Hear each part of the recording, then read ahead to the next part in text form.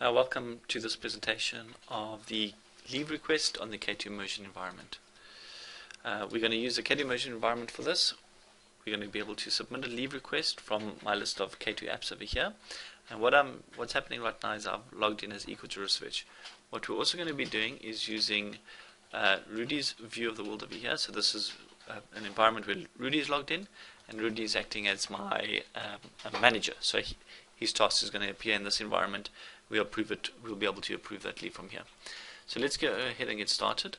So from within inside of the K2 Smart Form, I go to my leave request, and from within here we can go and complete this leave request.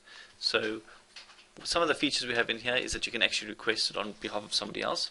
So I could load up Rudy's details and I could request leave on his behalf. And it'll load up his information, or I could do it on behalf of myself, and it preloads that information. So I don't have to go type my name and my, all my sort of details inside here. The system will know who that is. The system has also got Rudy loaded as my manager, so therefore it's going to automatically be routed to Rudy. What I can do here is now go and specify the type of leave that I want to take. So I'm going to take some annual leave, and what I'm going to do is I'm going to take some leave in June. Now the leave that I'm going to take is going to be from the Friday the 5th. I want to take that day off, and I want to come back on Monday the 8th. So what you'll notice is I've taken that leave from Friday until Monday, and the total days requested is showing 1. And the reason for that is that there's a Saturday and Sunday that's in the middle.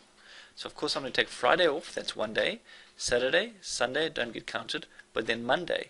The reason why this hasn't incremented to 2 is that if I look at my holidays, what I can see is the Queen's birthday is actually on the 8th, and it's taken this list into account as well of those public holidays that have been loaded up, and that's why I'm only requesting a single day's leave.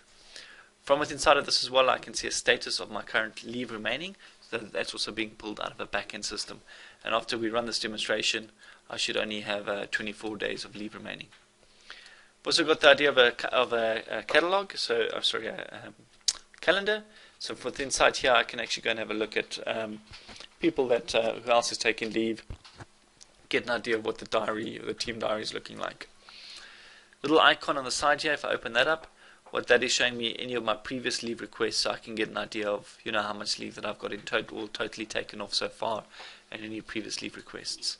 So nice and simple, but with a little bit of extra information when and if I need to go and access that.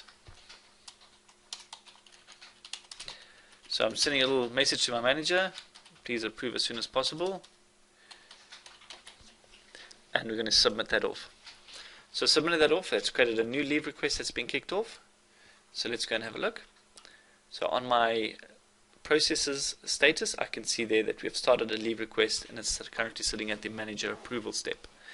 If I click on the K2 view flow, it shows me the workflow process that's running behind the scenes.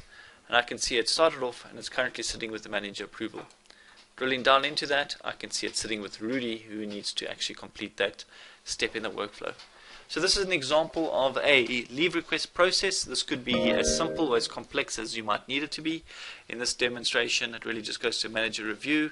Once it's approved, HR automatically approve that, and then my leave calendar is updated, and I'll receive a text message and an email letting me know that my leave's approved. So let's run through that scenario and through the process. So what we're going to do here is we've now logged in as Rudy, so Rudy van der Walt, and what you'll notice is that on his task list he's got the leave request to approve. He would have also received an email notification letting him know that he's got that leave to approve as well. So what Rudy can do is he could simply just approve it from his task list if that permission has been granted. So maybe we've already had a discussion, he comes in here and he just clicks on the approve. Or he could actually click on the item itself and open up the form. Here he's got a read-only view of the form, so he can't make any changes, he can just do a review. You can still go and have a look at the team calendar and have a look if there's any conflicts taking place inside there, and then decide what action he's going to take. We have a review status list that shows us any status history of loops that might have taken place.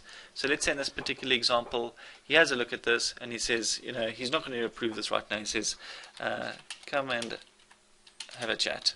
So he wants to have a little chat about this before it gets approved. So he's going to reject that for now. So he submits that off. It's now been taken off his task list.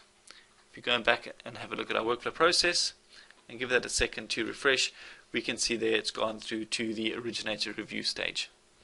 So I'm the originator, so you'll see it has now come back onto my task list, and what I can do now is go back into it, have a look at the detail. I can see that Rudy, his manager review, rejected, and he said we should have a chat. Perhaps I've just had a chat, and as we discussed, I'll just send this back to him and resubmit that forward again. So that's now gone again back to Rudy. Let's load up as Rudy again.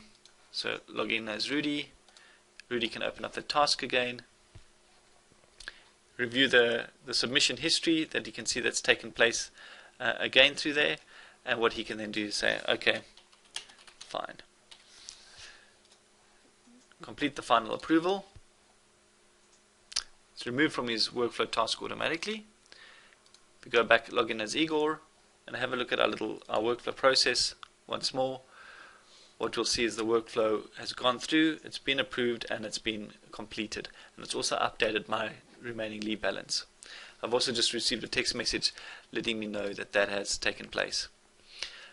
There's other ways we can also have a look at what happened in the process. So this is another type of report where I'm having a look at exactly what process started off and who did what. So I can see it started off with a manager review and it was rejected.